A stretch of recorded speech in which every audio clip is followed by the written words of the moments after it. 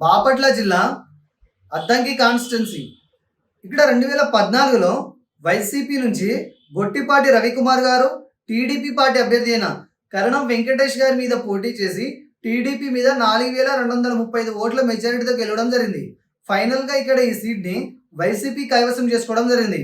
ఇక 2019లో కనుక మనం ఒకసారి ఇలానే చూసినట్లయితే ఇక్కడ టీడీపీ నుంచి లాస్ట్ టైం వైసీపీ అభ్యర్థి ఇక్కడ గెలిచిన గొట్టిపాటి రవికుమార్ గారు ఈసారి టీడీపీ అభ్యర్థిగా మారి జనసేన పార్టీ అభ్యర్థి అయిన కంచెర్ల శ్రీకృష్ణ గారి మీద వైసీపీ పార్టీ అభ్యర్థి అయిన బచ్చిన చెంచు గరతయ్య గారి మీద పోటీ చేసి ఫైనల్ గా వైసీపీ మీద 12,991 ఓట్ల మెజారిటీతో ఈసారి ఈ సీట్ ని టీడీపీ గెలుచుకోవడం జరిగింది.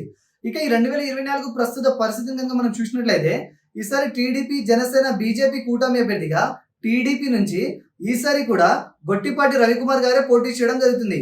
ఇక వైఎస్ఆర్సీపీ నుంచి ఈసారి పానం చిన్న హనిమిరెడ్డి గారు ఇక్కడ పోటీ చేయడం జరుగుతుంది. ఈసారి వీరిద్దరి మధ్య జరిగే హోరాహోరీ పోరులో ఏ అభ్యర్థి గెలుస్తారో తెలుసుకోవాలంటే మనం ఒకసారి 2019లో టీడీపీ జనసేన వైసీపీకి పోలైన ఓట్ల సంఖ్యను మనం క్షుణ్ణంగా గమనిస్తే మనకు ఒక అంచనా వస్తుంది. 2019లో ఇక్కడ విడివిడిగా టీడీపీకి జనసేనకి పోలైన ఓట్ల శాతాన్ని ఒకసారి కనుక మనం కలిపి చూసుకున్నట్లయితే సుమారుగా 1,09,000 పైచీలకు ఓట్లని రెండు పార్టీలు కలిసి గెలుచుకోగలిగాయి. ఇక్కడ వైసీపీకి 92,000 పైచీలకు ఓట్లు రావడం జరిగింది.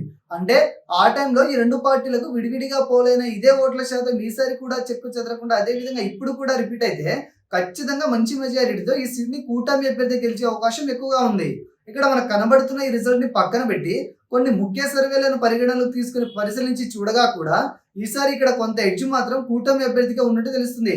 కానీ ఈ గెలుపు అన్నది కొత్తగా ఈసారి పోలవ్వబోయే యువత ఓట్ల మీద కూడా ఆధారపడి ఉంటుంది. మారిన సమీకరణాలను బట్టి యువత ఇటువైపు మొగ్గు చూపితే ఆ పార్టీనే ఈ నియోజకవర్గాన్ని కూడా కైవసం చేసుకునే అవకాశం ఉంది.